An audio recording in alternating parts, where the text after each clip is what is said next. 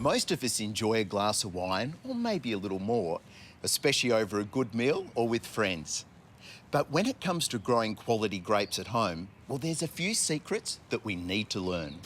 To find out more about how to grow and maintain your own grapevines, I've travelled to the Swan Valley, the famous wine growing region about 40 minutes northeast of Perth, to an award-winning winery, Tallianchich Wines. To do it well, you need to know the secrets. I can't think of anyone better than third-generation grape grower, winemaker and good friend of mine, James Tallianchich.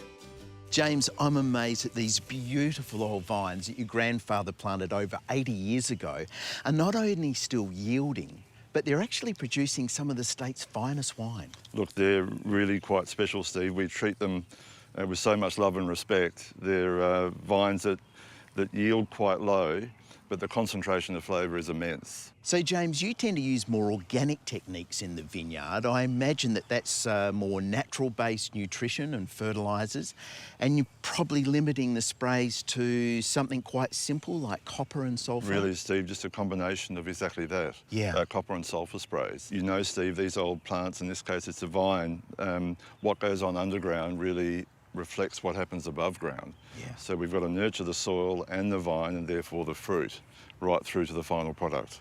James, pruning, it plays like the ultimate vital role Very important. in how much fruit we're going to get out of the vine. Absolutely. And a couple of different techniques. There's spur pruning. Yeah, spur pruning, which is common for many varieties, and it depends on the region, depends on the variety, but there are many people who just prefer to spur prune, Yes. and they still get the crop levels.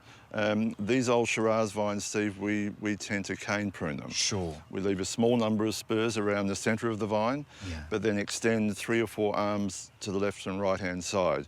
And that gives us slightly bigger bunches, gives us a bit more concentration of flavour, and also the fruit's more exposed to the sunlight all at one level.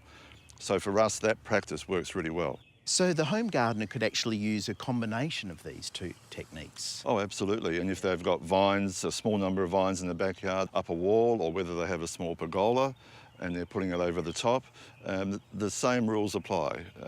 If they need to spread the vine further, they can cane prune. If it's just the fruit they're after, they can spur prune. Fantastic. And as far as that nutrition goes, you'd be using products like Blood and Bone. That's what we've been using for over 15 years now. Yeah. The practices were quite different up until that time, but it's so nice now to keep those practices very simple, but they're effective, and the timing of them is really important, of course.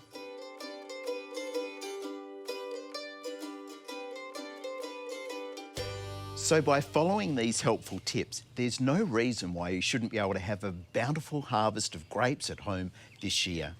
James, I think we should propose a toast to the humble grape. Cheers. Cheers.